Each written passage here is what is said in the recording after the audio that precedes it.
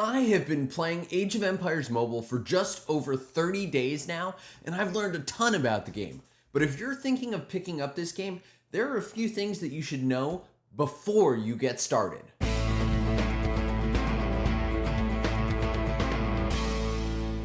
What is up, ladies and gentlemen? Welcome back to another Age of Empires Mobile video from your very own Shappy Gaming. If you are new to the channel, welcome to the Shappy Squad. And if you haven't already, do hit that subscribe button right over there, bottom right-hand corner, so you don't miss any new videos coming out.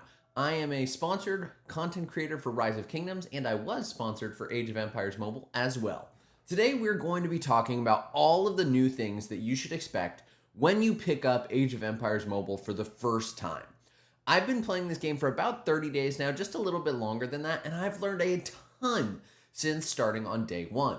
And there are some easy tips that you can follow to make sure that you have a great path, and there are some things that you should probably just know before you get started.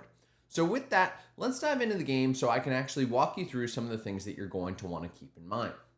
The first thing that you're going to want to keep in mind is that growing your city is very important, but joining a positive alliance that's going to help you grow quickly is even more important.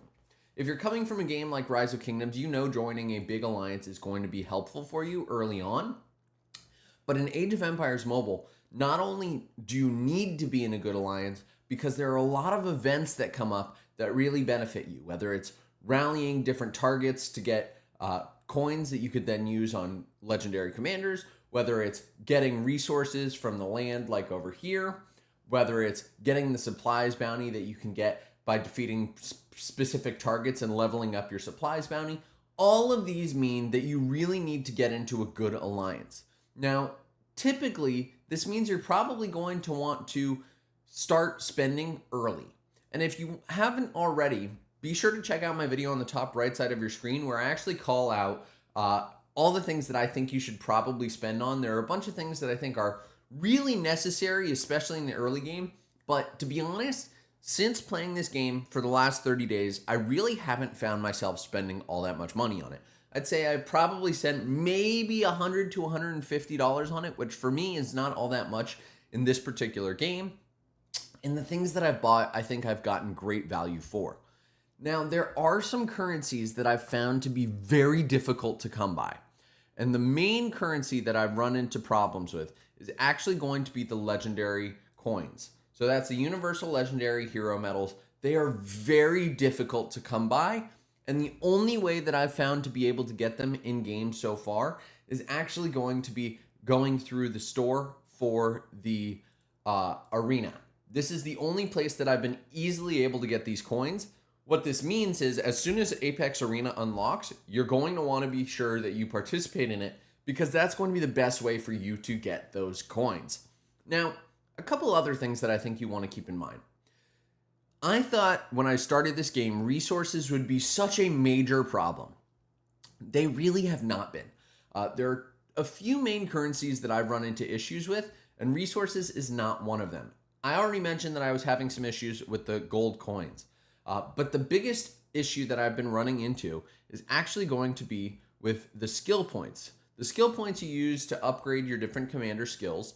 And I did discover that you can upgrade the epic ones and then swap to a legendary skill and you'll still get that same upgrade. So if you're worried about that, you shouldn't be. You're going to be all right. You do not need to reset your commander for that. But these skill points have been kind of hard for me to come by. And what that means is you probably want to figure out which commanders you're going to invest in first.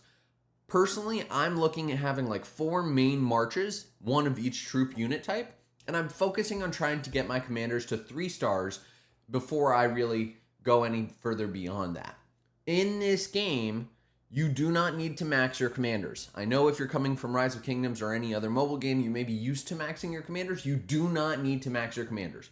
In fact, the 4th skill and the 5th skill really aren't that additionally valuable, especially for the cost that you're going to be spending. For most players, you don't need to max your commanders. A couple other things. You are going to want to make sure that you send out your gatherers maybe once a day or so. I'm not running out of resources. As I said, I've been playing for about 30 days. I've upgraded my town center a bunch, but you do want to make sure that you send your gatherers out probably once a day The other thing you're going to want to keep in mind is the wheel has terrible value. It's not great value. It's okay, especially if you're going for certain commanders. And I'll probably be making a commander guide for you. If you guys want, let me know in the comment section below. But the wheel is not as great value, and the bundles for summoning commanders is also not as great value. There is some scaling that you have to deal with when it comes to cost. So if you follow my spending guide, then you should be all right and in a pretty good shape. But this is not the same as Rise of Kingdoms. Your Writer of History bundle is not going to be $5 for 10 coins. It's going to be a little bit more expensive in this game. So just keep that in mind. The other thing you're going to want to realize is the level scaling in Age of Empires Mobile is very different from the level scaling in other games. What do I mean by that? Well, if there are whales, for example, I have some whales in my alliance.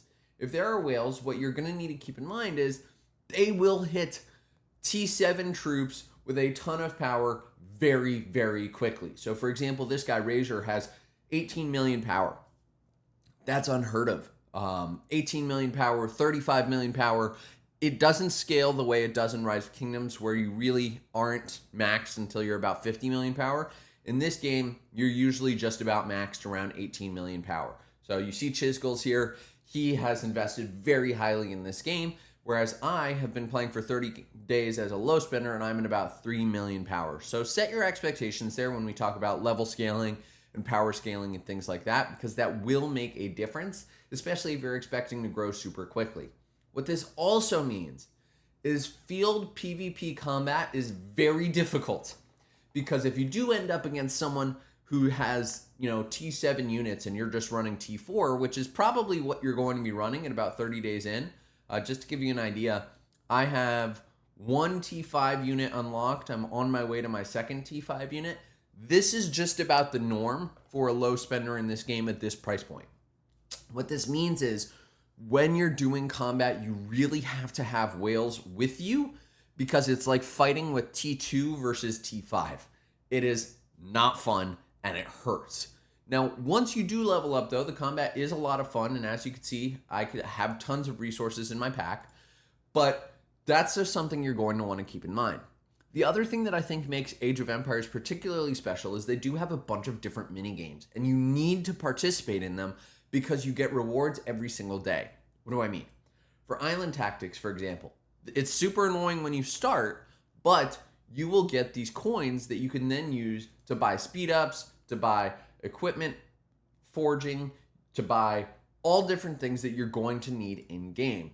So you really want to make sure that you do your Island Tactics and get it to the highest level possible, because it's going to generate value for you over time. That's really, really important. Also, if you're lazy like me, what you can actually do is you can challenge and then you can choose auto battle, and it'll just sequentially go through, and you don't even really need to do anything. You just need to make sure you set this and then walk away. The other thing that I'll say in that same vein is make sure you're using your AP, because in this game you can auto barb, and auto barbing is super helpful. It makes a lot of sense, and it will get you those resources and speed ups that you so desperately need. And in order to auto barb, all you need to do is you need to go to the open field and just hit search, and you're going to choose auto field battle, and you can auto barb. That's going to be a really big thing to help you get ahead. Again, this game is not super grindy. You can really just log in and spend maybe an hour or two a day and do really well in Age of Empires Mobile. But you do want to make sure you're playing your mini games, do your Apex Arena, do your military exercise, because again, these do generate value over time for you, and that's going to be the fastest way for you to level up. The last thing I will say is if you're starting this game, be prepared for a long run. The community's awesome. Be sure to join a good alliance, but also make sure you're upgrading your embassy and using your villagers and using your limited time assignments, because this is going to make your life so much easier. If this has been helpful, be sure to drop a like on the video. If you haven't already, do hit that subscribe button right over there, bottom right hand corner, and welcome to the Shappy Squad. I hope that you enjoy Age of Empires.